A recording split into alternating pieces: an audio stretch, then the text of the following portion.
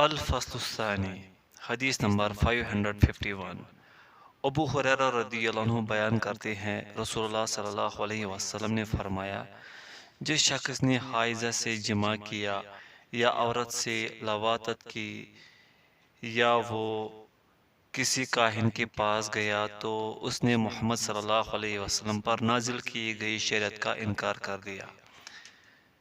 یہ روایت حسن ہے اور ابن ماجہ اور دارمی کی روایت میں ہے اگر اس نے اس کاہن کی بات کو سچا جانا تو بلا شبہ اس نے کفر کیا۔ امام ترمذی نے فرمایا ہم یہ حدیث صرف حکیم الاثرم عن ابی تمیمہ عن ابی ہریرہ کی سند سے جانتے ہیں۔ حدیث نمبر 552 معاذ بن جبل رضی اللہ عنہما بیان کرتے ہیں میں نے عرض کیا اللہ کے رسول جب میری اہلیہ حالت حیض میں ہو تو اس کی کیا چیز میرے لیے حلال ہے؟ آپ صلی اللہ علیہ وسلم نے فرمایا جو چیز ازار سے اوپر ہے لیکن اس سے بھی بچنا افضل ہے۔ رضی نے اس سے روایت کیا اور محی السنن نے فرمایا اس کی اسناد قوی نہیں، اس کی سند ضعیف ہے۔ حدیث نمبر 553 ابن عباس رضی اللہ عنہما بیان کرتے ہیں رسول اللہ صلی اللہ علیہ وسلم نے فرمایا جب آدمی اپنی اہلیہ سے ایام حیض میں مجامت کرے تو وہ نصف دینار صدقہ کرے۔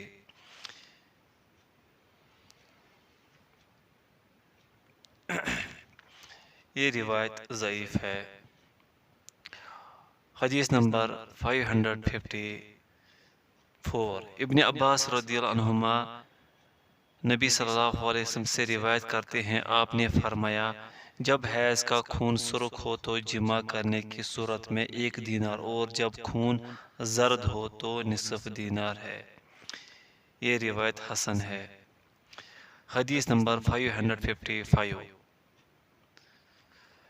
زید بن اسلم رحمۃ اللہ علیہ بیان کرتے ہیں ایک آدمی نے رسول اللہ صلی اللہ علیہ وسلم سے مسئلہ دریافت کرتے ہوئے عرض کیا جب میری اہلیہ حالت حیض میں ہو تو اس کی کیا چیز میرے لیے حلال ہے؟ رسول اللہ صلی اللہ علیہ وسلم نے فرمایا اس کا ازار کس کر باندھ پھر اس سے اوپر کا حصہ تیرے لیے حلال ہے۔ مالک اور دارمی نے مرسل روایت کیا ہے، اس کی سند ضعیف ہے۔ عفواً یہ روایت حسن ہے۔ حدیث نمبر 554 جو تھی وہ ضعیف تھی۔ حدیث نمبر 556 عائشہ رضی اللہ عنہ بیان کرتی ہیں جب مجھے حیض آتا تو میں بستر سے چٹائی پر آ جاتی اور جب تک ہم پاک نہ ہو جاتے ہم آپ صلی اللہ علیہ وسلم کے قریب نہ جاتے، اس کی سند ضعیف ہے۔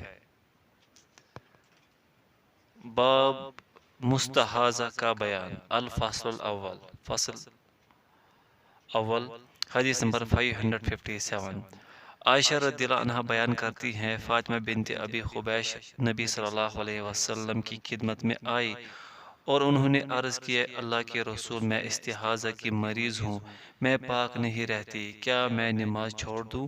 آپ صلی اللہ علیہ وسلم نے فرمایا نہیں، وہ تو ایک رگ کا خون ہے، حیض نہیں، پس جب تمہیں حیض آئے تو نماز چھوڑ دو اور جب وہ جاتا رہے تو خون صاف کر یعنی غسل کر اور پھر نماز پڑھ۔ متفق علیہ۔ الفصل الثانی حدیث نمبر 558 عروہ بن زبیر رحمۃ اللہ علیہ فاطمہ بنت ابی حبیش رضی اللہ عنہ سے روایت کرتے ہیں کہ انہیں استحاضہ کا مرض تھا، نبی صلی اللہ علیہ وسلم نے انہیں فرمایا جب حیض کا خون ہوگا تو وہ سیاہ رنگ کا ہوگا اور وہ آسانی سے پہچانا جاتا ہے، جب وہ ہو تو نماز نہ پڑھ اور جب دوسرا خون ہو تو پھر وضو کر اور نماز پڑھ، وہ تو محض رگ کا خون ہے، اس کی سند ضعیف ہے۔ حدیث نمبر 559 ام سلمہ رضی اللہ عنہ بیان کرتی ہے رسول اللہ صلی اللہ علیہ وسلم کے دور میں ایک عورت کو استحاضہ کا خون آتا تھا۔ ام سلمہ رضی اللہ عنہ نے اس کے بارے میں نبی صلی اللہ علیہ وسلم سے مسئلہ دریافت کیا تو آپ نے فرمایا اسے چاہیے کہ اس مرض میں مبتلا ہونے سے پہلے اسے مہینے میں جتنے دن حیض کا خون آتا تھا انہیں شمار کر کے اتنے دن مہینے میں نماز چھوڑ دے، اور جب وہ دن گزر جائے تو وہ غسل کرے اور کپڑے کا لنگوٹ باندھ لے اور پھر نماز پڑھے۔ مالک ابو داؤد دارمی، جبکہ نسائی نے بھی اسی معنی میں روایت کیا ہے۔ اس کی سند ضعیف ہے۔ حدیث نمبر 560، عدی بن ثابت اپنے باپ سے اور وہ اس عدی کے دادا سے روایت کرتے ہیں، یحییٰ بن معین نے کہا عدی کے دادا کا نام دینار ہے۔ انہوں نے نبی صلی اللہ علیہ وسلم سے روایت کیا کہ آپ صلی اللہ علیہ وسلم نے استحاضہ میں مبتلا عورت کے بارے میں فرمایا، وہ اپنے ایام حیض کا لحاظ رکھتے ہوئے اتنے دن نماز نہ پڑھے، پھر وہ غسل کرے اور ہر نماز کے لیے وضو کرے اور وہ روزہ رکھے اور نماز پڑھے۔ اس کی سند ضعیف ہے۔ حدیث نمبر 561، حمنہ بنت جحش رضی اللہ عنہ بیان کرتی ہیں، مجھے نہایت شدید قسم کا مرض استحاضہ تھا۔ میں نبی صلی اللہ علیہ وسلم کی خدمت میں آئی تاکہ آپ کو اس کے متعلق بتاؤں اور مسئلہ دریافت کروں۔ چنانچہ میں نے انہیں اپنی بہن زینب بنت جحش رضی اللہ عنہ کے گھر پایا تو میں نے عرض کیا، اللہ کے رسول، مجھے شدید قسم کا استحاضہ لاحق ہے، آپ اس بارے میں مجھے کیا حکم فرماتے ہیں؟ اس نے تو مجھے نماز روزے سے روک رکھا ہے۔ آپ صلی اللہ علیہ وسلم نے فرمایا، میں تمہیں روئی استعمال کرنے کا مشورہ دیتا ہوں کیونکہ وہ خون روک دے گی۔ انہوں نے عرض کیا، وہ اس سے کہیں زیادہ ہے؟ آپ صلی اللہ علیہ وسلم نے فرمایا، پھر لنگوٹ کس لے۔ انہوں نے عرض کیا، وہ اس سے بھی کہیں زیادہ ہے؟ آپ صلی اللہ علیہ وسلم نے فرمایا، پھر لنگوٹ کے نیچے کوئی کپڑا رکھ لے۔ انہوں نے عرض کیا، معاملہ اس سے زیادہ شدید ہے، میں تو پانی کی طرح خون بہاتی ہوں۔ نبی صلی اللہ علیہ وسلم نے فرمایا، میں تمہیں دو امور کا حکم دیتا ہوں، تم نے ان میں سے جو بھی کر لیا وہ دوسرے سے کفایت کر جائے گا، اور اگر تم دونوں کی طاقت رکھو تو پھر تم اپنی حالت کے متعلق بہتر جانتی ہو۔ آپ صلی اللہ علیہ وسلم نے اسے فرمایا، یہ تو ایک شیطانی بیماری ہے، تم معمول کے مطابق 6 یا 7 دن تک اپنے آپ کو حائضہ تصور کر لیا کرو، پھر غسل کرو حتیٰ کہ جب تم سمجھو کہ تم پاک صاف ہو گئی تو 23 یا 24 دن نماز پڑھو اور روزہ رکھو، یہ تمہارے لیے کافی ہوگا، اور تم ہر ماہ اسی طرح کیا کرو جس طرح حیض والی عورتیں اپنے مخصوص ایام میں اور اس سے پاک ہونے کی بعد کرتی ہے۔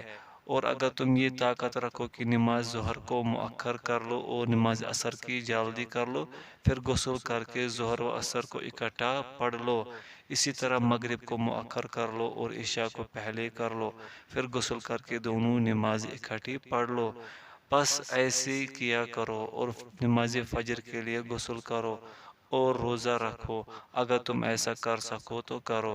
رسول اللہ صلی اللہ علیہ وسلم نے فرمایا، اور دونوں امور میں سے مجھے یہ غسل کر کے نماز جمع کرنا زیادہ پسندیدہ ہے۔ اس کی سند ضعیف ہے لیکن حدیث حسن صحیح ہے۔